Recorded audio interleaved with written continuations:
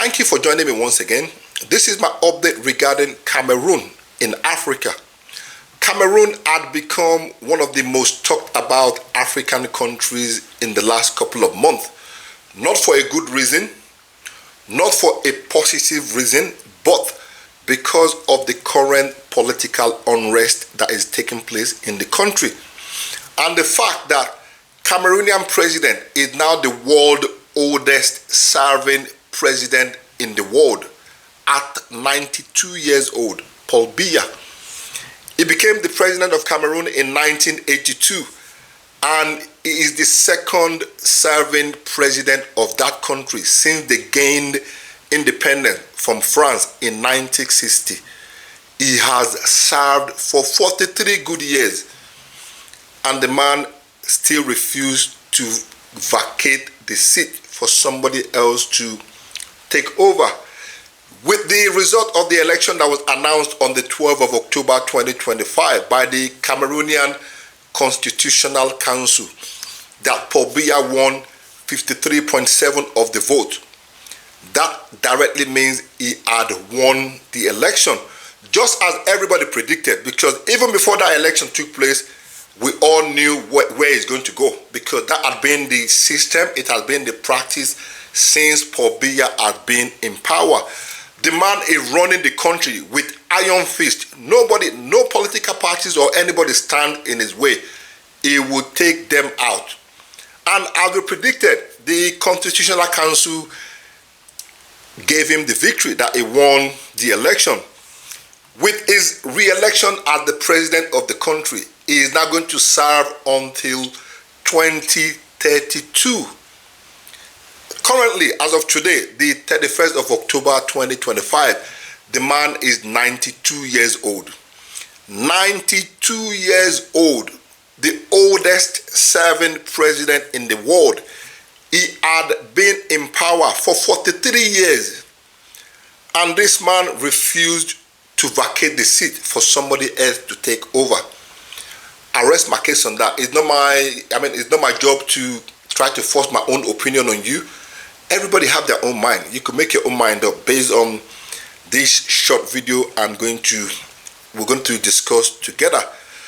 It was announced the winner of that election by the Cameroonian Constitutional Council on the 12th of October 2025, winning a total of 53.7% of the vote compared to Issa Bakary's 53%.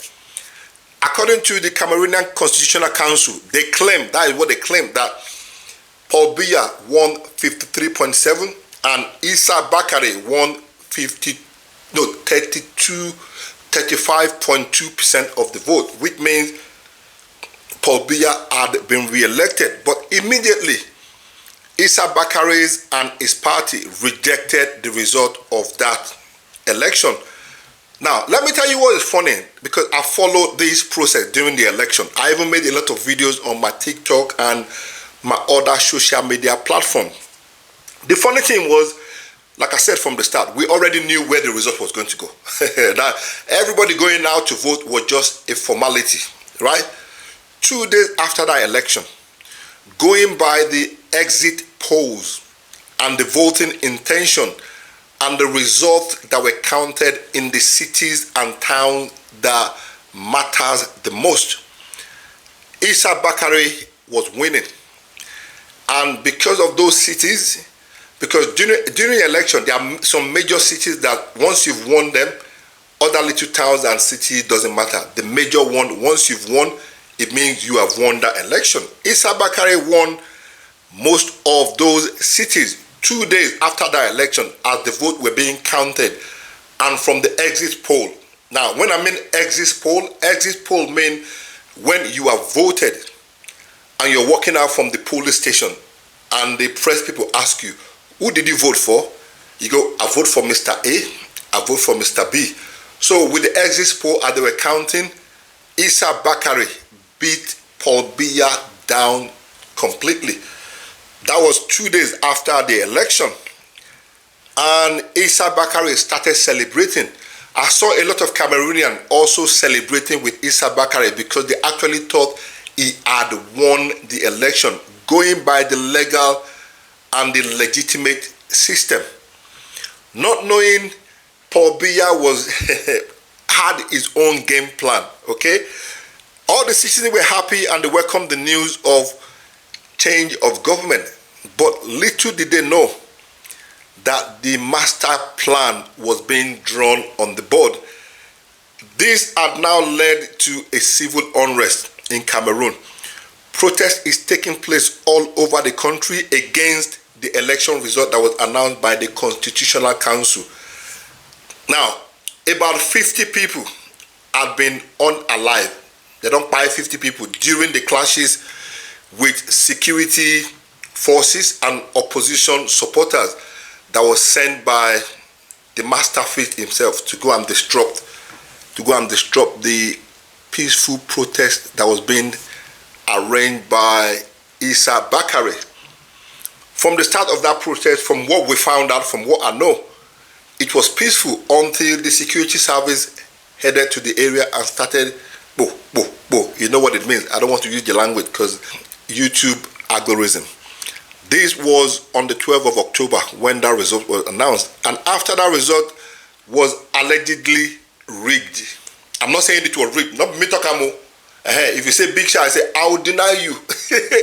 But we know and we knew what happened. The results were rigged. Issa Bakary insisted he won that election. A claim that had been dismissed by Paul Biya's ruling party. The Cameroonian people knew Issa Bakary won that election hands down. But like I said from the start, this had been the regular kind of system and the process for the last 43 years. And that is why Paul Biya had remained in government. But from what most analysts, most political analysts and most news frames are saying, they already knew that Paul Biya is going to secure another 7 years, his 8th term as the president of the country, even before that election result was counted or before that election even took place. They knew Paul Biya is going to rig the election. Now, everything I'm telling you now is not coming from me. I'm just giving you based on the report, okay? My job is to report. My job is to analyze. I'm not the one that made it happen. So please just get that in mind. Biya is the only second person to lead Cameroon since their independence from France in 1960. He has ruled with an iron fist. The guy oppressed and repressed every single political parties, and any opposition that comes up, he pulls them down. In fact, he is holding on to power at all costs. Listen, the guy is holding on to power at all costs. The Cameroonian people have had enough. They want change, but change will never come. With a 92 years old man sat in the guy can even barely stand for a minute. Now, the honest truth is, now this is coming from me, the honest truth is that everybody, including myself, expected the outcome of this election to go Paul Biya's way. That is the brutal, honest truth. By force or by fire, we knew Paul Biya is going to is going to be the one that will be announced as the winner of that election for obvious reason. I'm just trying not to say too much here, but the man is running the country with an iron fist. The Cameroonians are so scared to the point that they cannot even talk. You see what I'm doing right now? Any Cameroonian cannot even dare do it. To speak about this situation the way I'm doing now, no Cameroonian will do it. In Cameroon, they will not try it, because if you do, you know what's going to happen is one of two things that is going to happen to you. You will disappear. Or if you don't disappear, you will get arrested, you will get maltreated, and then you will still disappear. Either way, you go. You understand? That is why a lot of Cameroonians are not talking about this. Most of the Cameroonians that are young, about our age, that could sit down and talk about these things, had all gone in exile. They have all run out of the country because of the same political situation. But let's be realistic. Let's be realistic and let's be honest. What exactly is a 92-year-old man still fighting for in power? I mean, at this age, Paul Biya should retire and go and start some gardening project. Go start some farming project, something to keep him busy, just for him to do for the rest of his life. The man is 92 years old and he is still fighting for power. Why? Why is he allowing all this unrest, all this riot and things to happen to his own people? Why can't he just allow someone else come in and do the job? And have you heard any Western media called him a dictator? Have you?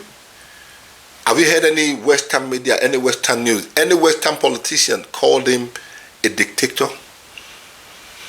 No. Do you know why? Do you know why? Because the man is paying his dues. He's paying the dues. What do you expect? 92 years old man. He's not the one running the country. He's just there. Now, ladies and gentlemen, it's a sad thing to actually see the Cameroonians going through this pain. And there's nothing anybody can do about it, unfortunately. The repression, the suppression, the oppression from the Cameroonian government is shocking. Now, I can only talk from what I've seen, what I know, and the people I've already spoken to in Cameroon. People are running away from the country because they cannot speak up. If you speak, like I said, you will disappear. If you don't disappear, you get arrested, get beaten, you still disappear. So why do you expect people to talk? So Cameroonians, how do you feel? What is going on and what do you know? Like I said, everything you just heard from me, none of it is my doing.